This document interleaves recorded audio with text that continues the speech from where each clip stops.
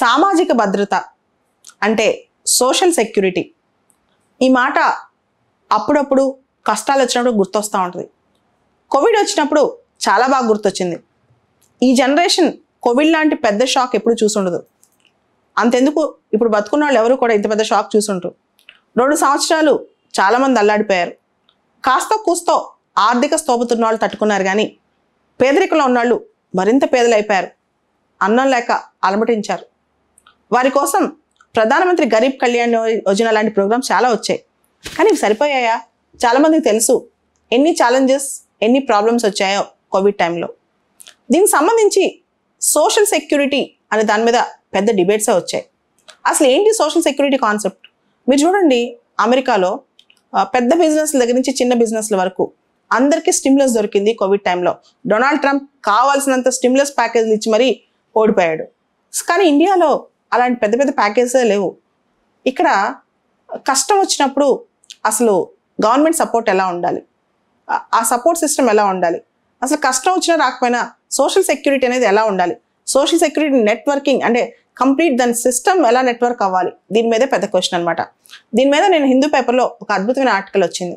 Article title universal basic income కన్నా universal basic insurance చాలా మంచిది అని. ఈ ఆర్టికల్లో కొన్ని ఇంపార్టెంట్ సజెషన్స్ ఉన్నాయి, అది ఒకసారి డిస్కస్ చేద్దాం. మనం చూస్తే సోషల్ సేఫ్టీ నెట్, సోషల్ సెక్యూరిటీలో ఒక సేఫ్టీ నెట్స్ తయారు చేసుకోవాలి.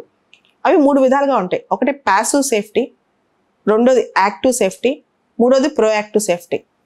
ఇప్పుడు ప్యాసివ్ సేఫ్టీ అనుకోండి, ఒక కష్టం వచ్చినప్పుడు, బాగా ఛాలెంజ్ వచ్చినప్పుడు, ఫుడ్ లేనప్పుడు, హెల్త్ ఫెసిలిటీస్ లేనప్పుడు అవి అందించడం, అది ప్యాసివ్గా.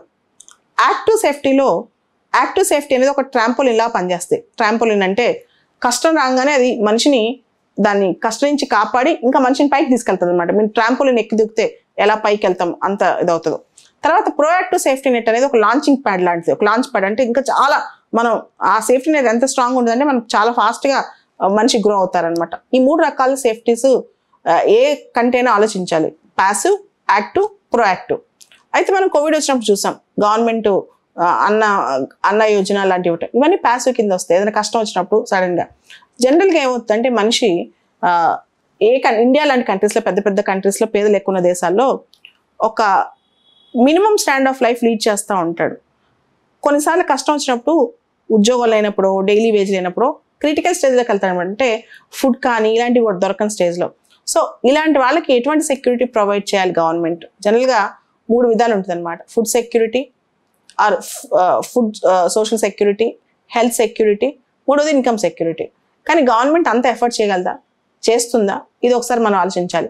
ఇక్కడ సోషల్ సెక్యూరిటీ అనే కాన్సెప్ట్లోకి వచ్చేసరికి ఏ మనిషి అయినా సరే క్రిటికల్ నుంచి పైకి లేద్దామని చూస్తాడు. అంటే ఆకలిస్తున్నప్పుడు కొంత బెటర్ అవ్వాలి తన లైఫ్ అనుకుంటాడు. ఎవరైతే కష్టంలో బాగా పేదరికంలో ఉంటారో, ఎప్పుడైతే ఏమైనా ఎకనామిక్ క్రైసిస్ కానీ ఏమైనా పాండమిక్స్ కానీ వచ్చినప్పుడు ఇంకా కష్టంలో దిగజారుతారనమాట. కానీ గవర్నమెంట్ వీళ్ళందరికీ ఎటువంటి సపోర్ట్ ఇవ్వాలి అదే క్వశ్చన్. దీనికి సంబంధించి 2016-17 ఎకనామిక్ సర్వేలో ఒక అద్భుతమైన ఐడియా వచ్చింది. అదే universal basic income. Universal basic income అంటే యూనివర్సల్గా అందరికీ ఎటువంటి కండిషన్స్ లేకుండా అందరికి ఒక ఇన్కమ్ ఇవ్వాలి. ఉదాహరణకి ఇప్పటివరకు మనం ఇచ్చే స్కీమ్స్లో ఎంజీ నరేగా స్కీమ్ ఇస్తున్నాం, దానికి బోల్డ్ కండిషన్స్ ఉన్నాయి. ఫుడ్ సెక్యూరిటీ యాక్ట్ ఉన్నాం, దానికి బోల్డ్ ఎలిజిబిలిటీ క్రైటీరియా ఉంది. ఇదంతా కాకుండా అందరికీ, దేశం మొత్తానికి యావరేజ్న మినిమం అందరికీ ఒక 3,000, 5,000, 10,000 ఇన్కమ్ రావాలి. అది లేని వాళ్ళందరికీ రావాలి. దానికి ఎటువంటి కండిషన్స్ ఉండకూడదు. ఉదాహరణకి 140 కోట్ల భారతదేశంలో 40 కోట్ల మందికి బేసిక్ ఇన్కమ్ లేదు. అందరికీ ఆ 40 కోట్ల మందికి బేసిక్ ఇన్కమ్ వెళ్ళిపోవాలన్నమాట. సో ఇది బేసిక్ ఐడియా అనమాట. కానీ దీనికి దాదాపు 4 to 5% ఆఫ్ జీడిపి ఖర్చు అవుద్ది. కానీ దీనివల్ల ఎంతమంది పైకి వస్తారు, ఎంతమంది లాభం పొందుతారో పెద్ద క్వశ్చన్. అండ్ ఈ income generate, universal basic income అని డబ్బులు క్రియేట్ చేసి మరీ ఇచ్చామనుకోండి, ఇన్ఫ్లేషన్ పెరిగితే అది కూడా న్యూట్రలైజ్ అవుతుంది కదా. సో ఈ డిబేట్తో యూనివర్సల్ బేసిక్ ఇన్కమ్ అనే కాన్సెప్ట్ డిబేట్ జరుగుతున్నాయి, కానీ ఇమీడియట్గా ఇంప్లిమెంటేషన్ అనే ఐడియా మాత్రం లేదు. దీనికి అనుసంధానంగా ఉన్న కాన్సెప్ట్ ఇంకోటి హెలికాప్టర్ మనీ అని చెప్పి. హెలికాప్టర్ మనీ మిల్టన్ ఫ్రైడ్మన్ చెప్పిన కాన్సెప్ట్. కోవిడ్ టైంలో మన కేసీఆర్ గారు కూడా మాట్లాడారు.